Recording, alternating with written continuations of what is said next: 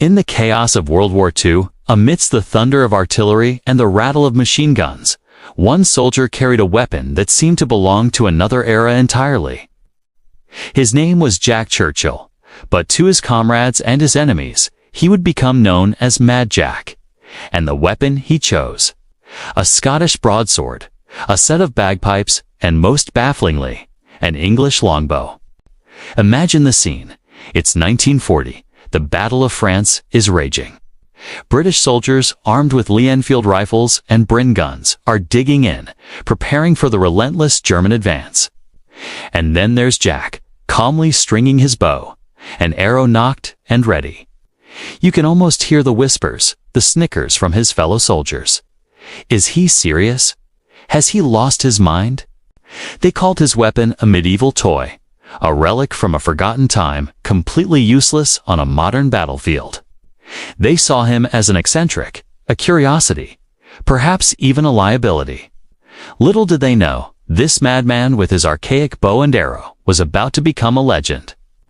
Jack wasn't just some historical reenactor playing dress-up. He was a highly skilled and fiercely determined officer in the British Army. Before the war, he'd been an adventurer, an actor, and even represented Great Britain in the World Archery Championships in 1939. For him, the longbow wasn't a joke. It was a silent, deadly, and profoundly personal weapon. He believed that any officer going into battle without his sword was improperly dressed. His philosophy was simple and terrifyingly effective: surprise, aggression, and a touch of the theatrical to demoralize the enemy. His first chance to prove the doubters wrong came during the British retreat to Dunkirk. As his unit, the Manchester Regiment, set up an ambush for a German patrol. The other soldiers readied their rifles, but the first signal of the attack wasn't the crack of a gunshot. Instead, it was the whisper of an arrow flying through the air. Jack stood tall, drew his bow, and let loose. The arrow flew true, striking a German NCO, a Feldwebel, right in the chest. He fell, the first and only British soldier known to have felled an enemy with a longbow in the entire war. The ambush was sprung, and in the ensuing firefight, the stunned German patrol was dealt with. The mocking laughter had stopped. In its place grew a sense of awe and respect. This was just the beginning of Mad Jack's incredible story. After the evacuation from Dunkirk, Jack, hungry for more action, volunteered for the Commandos, the newly formed elite fighting force. This was a perfect fit for his unconventional and aggressive style. It was here that his legend truly began to take shape. In July 1941, he was second in command of No. 3 Commando for Operation Archery, a raid on a German garrison in Vigsy, Norway. As the landing craft approached the shore under a hail of enemy fire, what did the Germans see? They saw a kilted figure standing at the prow, playing March of the Cameron Men on his bagpipes. That figure was, of course, Jack Churchill. As soon as the ramp dropped, he threw his pipes aside, drew his massive broadsword, and was the first man to charge ashore, screaming into the heart of the German defenses. Can you imagine the psychological impact? One moment you're defending a fortified position, the next, a wild-eyed Scotsman with a giant sword is charging at you, having just serenaded you with bagpipes. The sheer audacity of it was a weapon in itself. During that same raid, Jack and his men were tasked with taking out a German battery. As they crept through the snow and darkness, they came across a German patrol. Instead of opening fire and giving away their position, Jack lobbed a grenade. The resulting explosion was so powerful it blew him off his feet, and the concussion from his own grenade ruptured his eardrum. But for Jack, that was just another day at the office. He got up, dusted himself off, and continued the mission, sword in hand. Securing his objective and contributing to the raid's success, he was later awarded the Military Cross for his bravery in Norway.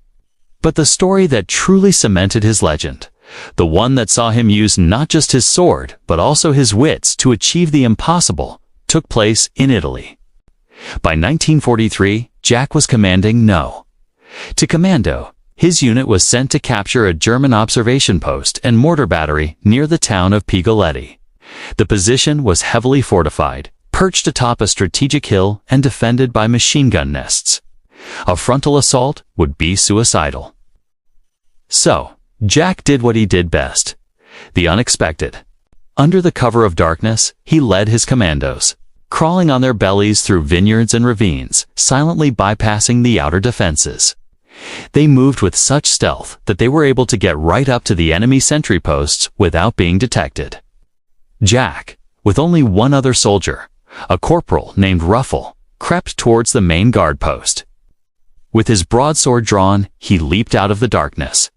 "Hand ho!" he roared, which means hands up. In German, the sentry was so shocked, so utterly terrified by the sudden appearance of this shadowy figure with a gleaming medieval sword, that he froze. Jack disarmed him and, using the captured sentry as a human shield and translator, proceeded to move from post to post. At each dugout, the German sentry would call out to his comrades, telling them to surrender because they were surrounded. One by one, the terrified soldiers emerged with their hands up, only to be met by the grim sight of Jack and his single companion. In one single night, using nothing but his sword, his wits, and a whole lot of bluff, Mad Jack Churchill and Corporal Ruffle single-handedly captured 42 German soldiers and a mortar crew. It was an act of such unbelievable audacity that it sounds like something out of a Hollywood movie. But Jack's war was far from over. His most famous exploits were yet to come on a brutal, isolated hilltop in Yugoslavia. An engagement where he would face overwhelming odds, armed with his trusty bow, his broadsword, and his indomitable spirit. That's where he would earn the reputation that inspired the title of this video, where he would kill 7 German sergeants in just 3 days, armed with his so-called medieval weapons. But that's a story for part 2. If you want to hear how Mad Jack took on an entire SS division, with a captured German patrol as his bewildered audience, Jack Churchill, broadsword in hand, played the bagpipes as his men marched them back to the British lines. This wasn't a scene from a fantasy novel. This was Jack's reality on the front lines of World War II. Welcome back to our story about the legendary Mad Jack. If you missed part 1, be sure to check it out. We left off with Jack leading the No. 2 Commando, having just captured a German mortar position at Salerno with nothing but his sword and his wits. After the incredible success at Salerno, where he took 42 prisoners and a mortar crew single-handedly, you'd think Jack might take a breather, but that wasn't his style. The war in Italy was brutal and unforgiving. The Axis forces had established a formidable defensive line, known as the Gustav Line, which stretched across the mountainous terrain of central Italy. Breaking it was a bloody inch-by-inch fight. In 1944, Jack and his commandos were sent to the Adriatic island of Vis. The mission was to conduct raids on German-held islands, disrupting supply lines and keeping enemy forces tied down. It was here, on the island of Bra, that Jack would face one of his most challenging operations. The objective was to capture Point 622, a heavily fortified German observation post. The terrain was treacherous, steep and rocky, making a stealthy approach nearly impossible. The Germans were well entrenched, with machine guns and mortar covering every possible angle of attack. The raid was planned as a joint operation with Yugoslav partisans, but coordination was difficult. On the night of the attack, Jack led his men up the moonlit slopes. As always, he was at the very front, sword in hand, ready for the charge. The assault began with a volley of fire from the commandos, but the Germans were ready.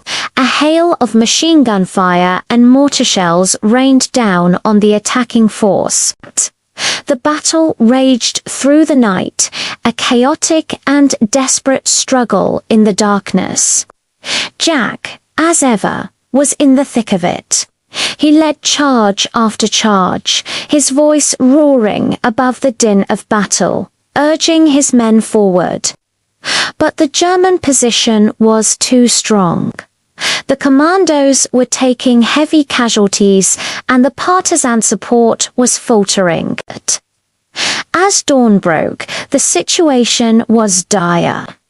Jack found himself with only 6 men left, pinned down and surrounded. A German mortar shell exploded nearby, a blast of shrapnel knocking him unconscious. When he awoke, he was looking up at the barrels of German rifles. He was a prisoner of war.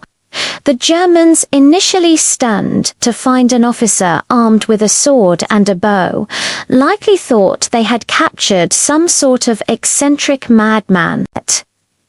Little did they know, this madman's story was far from over. Jack was flown to Berlin for interrogation. The Germans, perhaps believing his unusual choice of weaponry and high rank meant he was a relative of Winston Churchill, treated him with a degree of curiosity. He was then sent to the Sachsenhausen concentration camp. For most, this would have been the end of the line. But Jack Churchill was not most people. The confines of a POW camp were just another obstacle to be overcome. He soon found a fellow RAF officer, and together they began to plan their escape. Their chance came in September 1944. They discovered a weak point in the camp's defenses, an abandoned drain that ran under the perimeter wire. Under the cover of darkness, they crawled through the filth and darkness of the drain pipe and emerged on the other side. They were free, but they were deep in enemy territory, hundreds of miles from Allied lines. Their plan was simple: walk to the Baltic coast and hope to find passage to neutral Sweden. For days, they trekked across the German countryside, surviving on stolen vegetables from fields. They walked by night and hid by day, a desperate journey through the heart of the Third Reich. But their luck ran out near the coastal city of Rot. Exhausted and starving, they were recaptured. It seemed their daring escape had been for nothing. But being sent back to Sachsenhausen wasn't the end. Jack was deemed a prominent prisoner and was transferred to another camp in Tyrol, Austria. This transfer, meant to secure him, ironically gave him his next opportunity. In April 1945, as the Allied forces closed in from all sides, the camp's command structure began to crumble. The electricity to the perimeter fence was cut. Seizing the moment, Jack simply walked away. He just walked out of the camp. No tunnels, no crawling through drains. He strolled out into the Austrian Alps, carrying a small bag of onions he'd managed to procure. He walked for 8 days, covering nearly 150 kilometers through the rugged mountains, navigating by the stars and surviving on his onions. His journey finally came to an end when he spotted an American armored column in a valley below. He flagged them down, explaining his incredible story to the astonished GS. Mad Jack was free once again, but the war in Europe was effectively over. You might think Jack would be relieved, ready to head home. Instead, He was disappointed. He had been slated to be sent to the Pacific Theater to fight the Japanese, and he was genuinely upset that the war ended before he could get there. As he famously grumbled, "If it wasn't for those damn Yanks, we could have kept the war going another 10 years. After the war, Jack's thirst for adventure didn't wane. He qualified as a paratrooper, served in mandatory Palestine during the tense period of the late 1940s, and later became an instructor at the Land Air Warfare School in Australia, where he picked up a passion for surfing. He retired from the Army in 1959 with 2 distinguished service orders to his name. Even in retirement, he couldn't stay still. He spent his final years on the banks of the Thames, indulging his eccentricities, like throwing his briefcase out of the train window each day on his commute home, just so he wouldn't have to carry it from the station. Jack Churchill was a true one-of-a-kind, a man who lived by his own code and brought a touch of medieval romanticism to the brutal reality of modern warfare. He wasn't just a soldier, he was an adventurer, an archer, a piper, and a swordsman who proved that courage and audacity could be the most effective weapons of all. His legend reminds us that even in the darkest of times, there is room for characters who defy convention and inspire those around them with their sheer force of will. What a life! Welcome back to part 3 of the incredible story of Jack Churchill, the madman who went to war with a longbow, a basket-hilted broadsword, and a set of bagpipes. When we last left our hero, he had just been captured after a brutal one-man stand against German forces in Yugoslavia. His captors, believing he was a relative of Winston Churchill, decided to fly him to Berlin for interrogation. So there's Jack, en route to what he can only assume is a very unpleasant fate in the heart of the Third Reich. He's put on a plane, guarded, and flown to Berlin. Upon arrival, he's taken to the Sachsenhausen concentration camp. This was no ordinary POW camp. Sachsenhausen was a brutal place, a central hub for political prisoners, and a site of horrific atrocities. The Gestapo themselves ran the interrogation wing.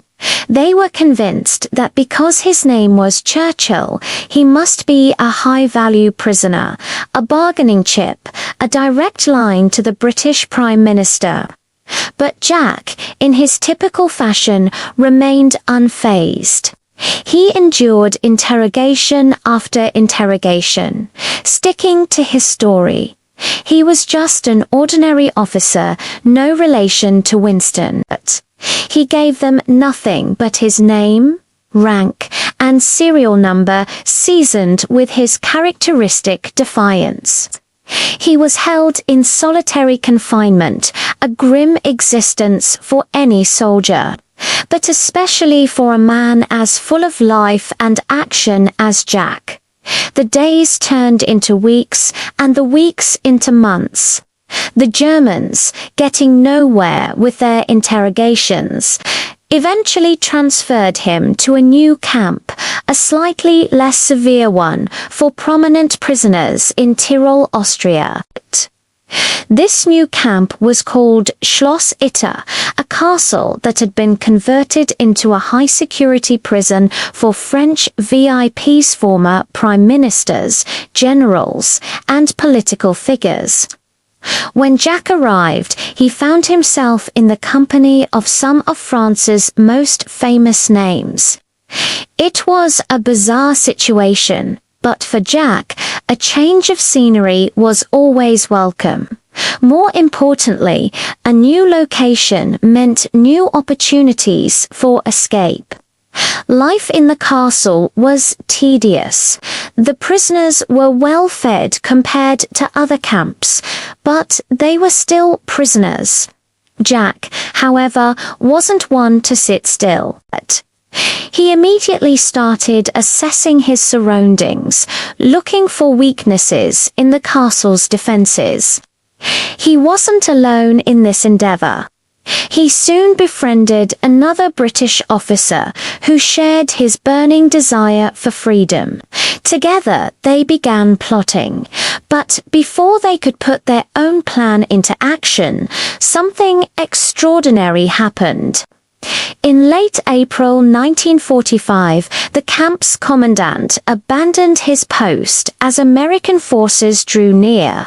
The SS guards who remained were notoriously brutal and unpredictable.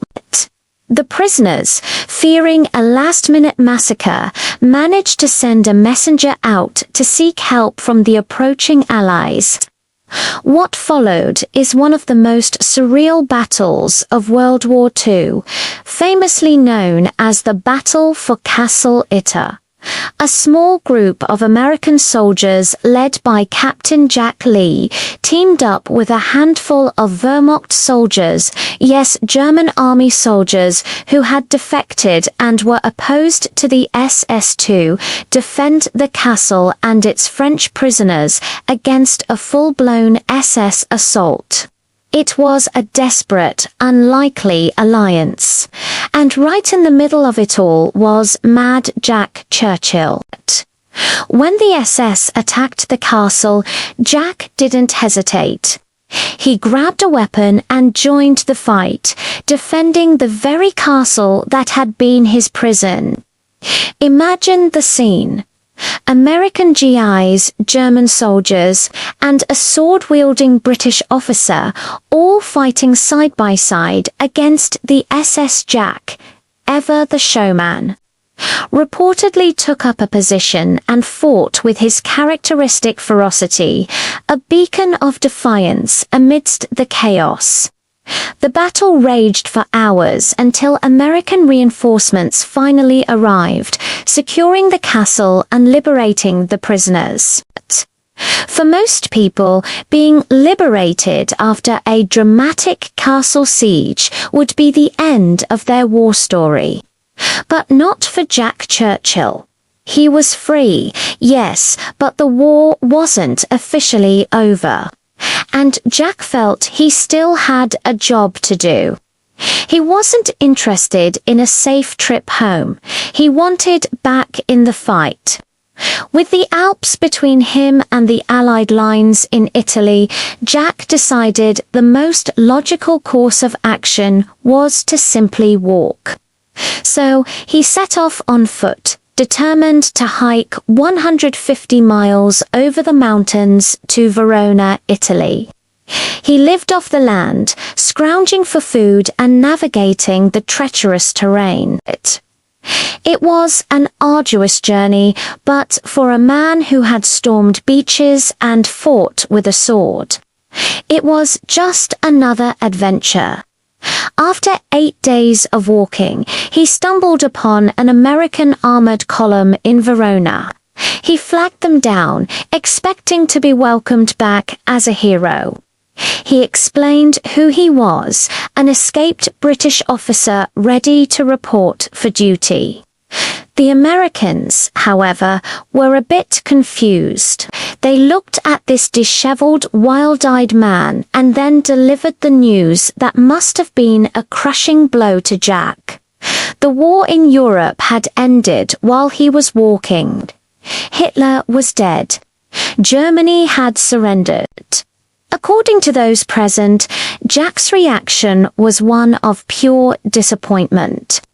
He famously lamented, "If it wasn't for those damn Yanks, we could have kept the war going another 10 years. It was the most Jack Churchill response imaginable.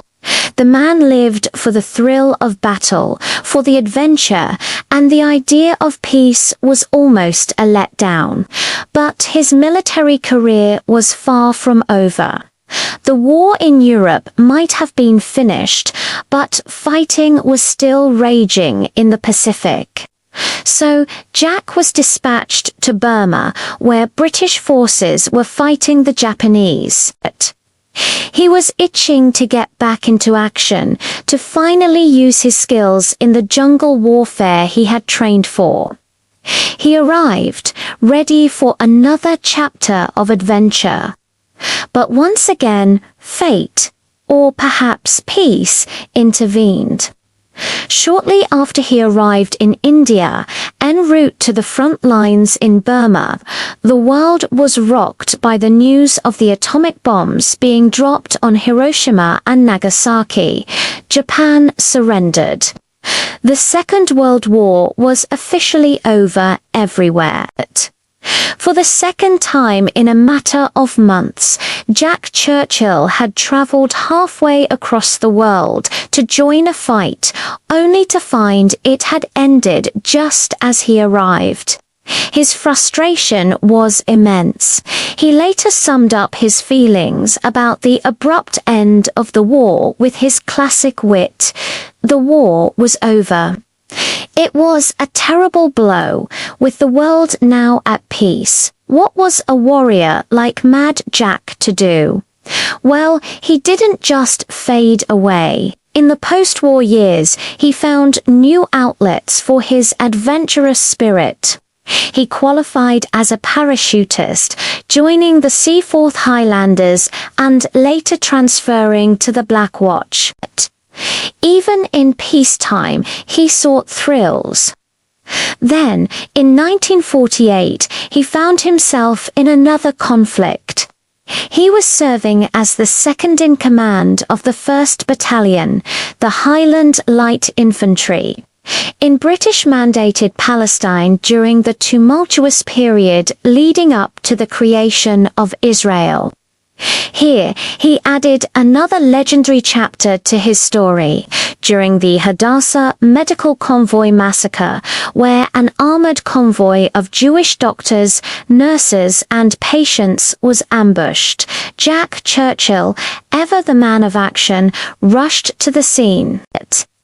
He and his 12 men attempted to rescue the convoy, personally trying to evacuate the civilians under heavy fire. Despite his heroic efforts, the situation was overwhelming. He later coordinated the evacuation of over 700 Jewish doctors, students, and patients from the Hadassah Hospital on Mount Scopus, personally standing on top of a bus to direct the operation and maintain order amid the chaos. His bravery earned him widespread recognition. After his service in Palestine, Jack's life took another surprising turn.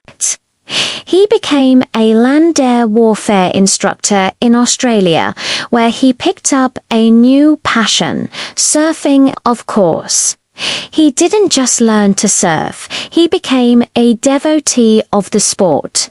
Upon returning to Britain, he became the first man to ride the River Severn's 5-foot tidal bore, a testament to his unending quest for new challenges.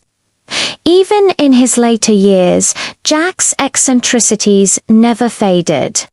He worked a desk job at the War Office, but he commuted every day by throwing his briefcase out of the train window as it passed his house, so he wouldn't have to carry it from the station. He would then walk home, retrieve his briefcase from his own garden, and go about his evening.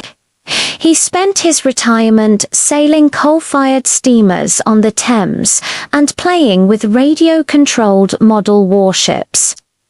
Jack Churchill passed away in 1996 at the age of 89. He lived a life so extraordinary it sounds like fiction. A man who charged into battle with a sword and a longbow in the age of machine guns. A man who captured 42 Germans with a single sword, who played the bagpipes in the heat of battle, who escaped POW camps, and who was disappointed when the war ended. His personal motto was, "Any officer who goes into action without his sword is improperly dressed."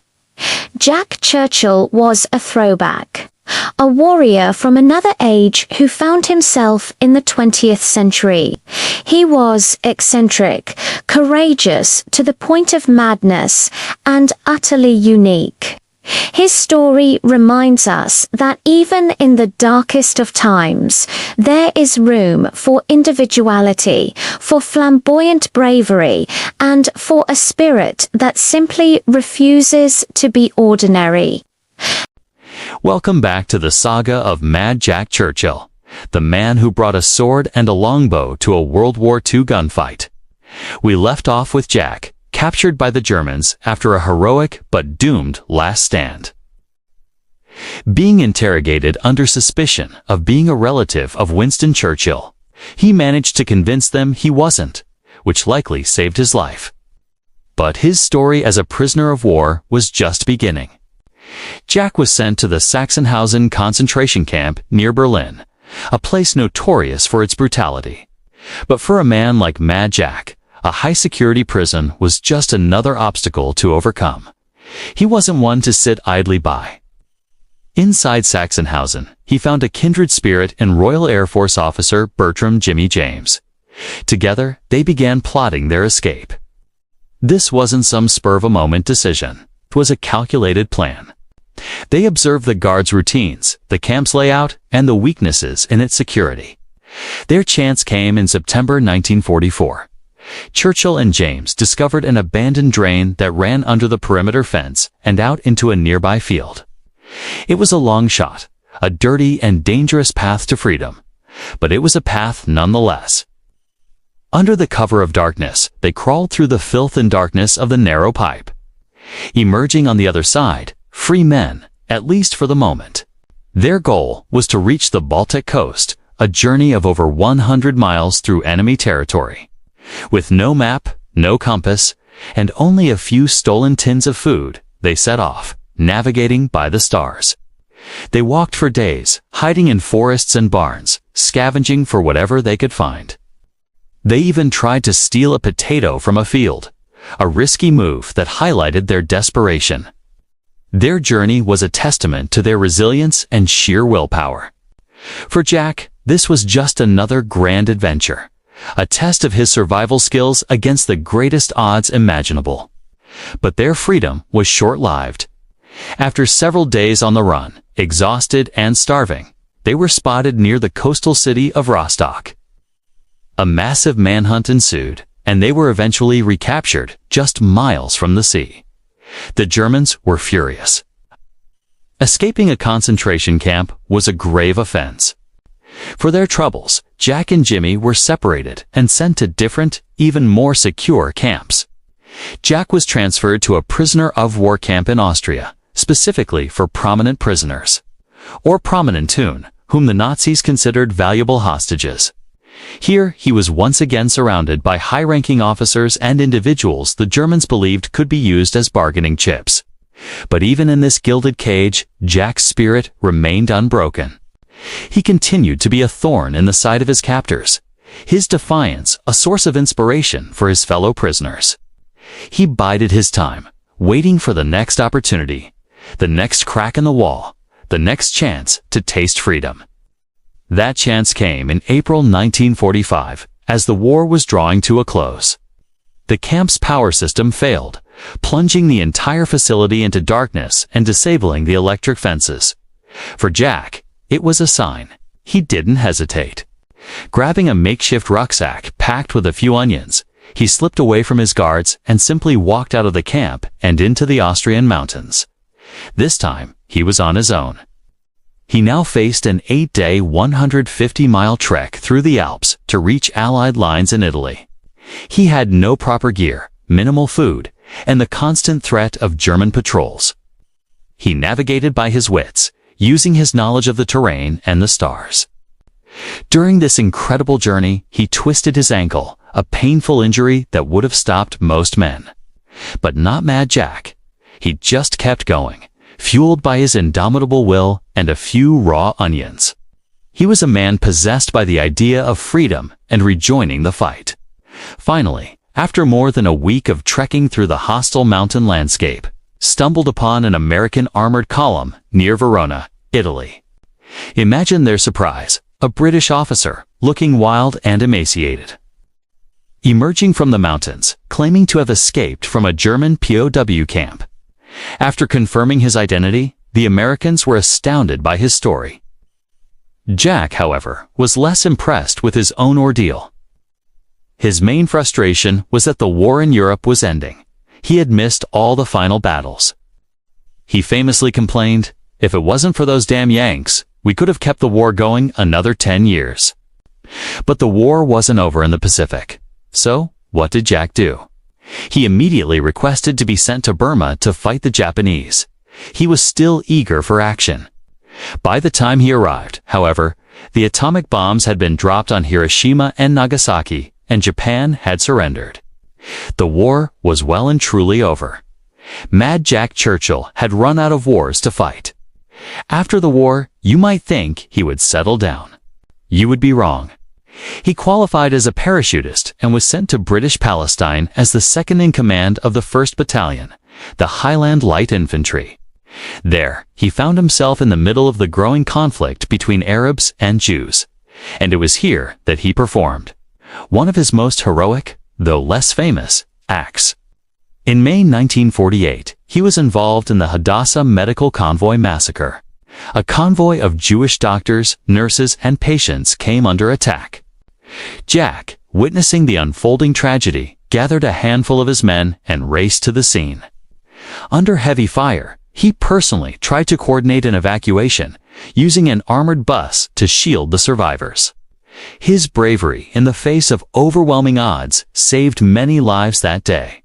For his actions, he received commendations from the Jewish authorities.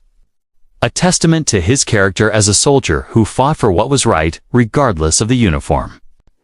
After his service in Palestine, Jack's life took another unexpected turn. He became an instructor at the Land Air Warfare School in Australia, where he embraced his passion for surfing. He then retired from the Army in 1959 with 2 distinguished service orders to his name. But retirement for Jack Churchill wasn't about sitting in a rocking chair. He moved back to England and became known for his eccentricities. He would throw his briefcase out of the train window each day on his commute home, explaining that he was throwing it into his own back garden so he would have to carry it from the station. He also designed his own surfboards and sailed coal-fired steamers on the Thames. John Malcolm Thorpe Fleming Churchill, Mad Jack, passed away in 1996 at the age of 89. He lived a life that seems almost too incredible to be true. A man who charged into battle with a sword and a longbow, who escaped to POW camps, who surfed, played the bagpipes, and defied death at every turn. His story is a powerful reminder that sometimes the most unconventional methods, driven by courage and an unbreakable spirit, are the ones that make history. He wasn't just a soldier. He was an adventurer, an eccentric, and a true legend of World War II. Any officer who goes into action without his sword is improperly dressed. Mad Jack was always dressed for the occasion. Thanks for watching our series on this incredible figure. If you enjoyed this story, make sure to like, subscribe, and hit that notification bell so you don't miss our next deep dive into history's most fascinating characters. See you next time.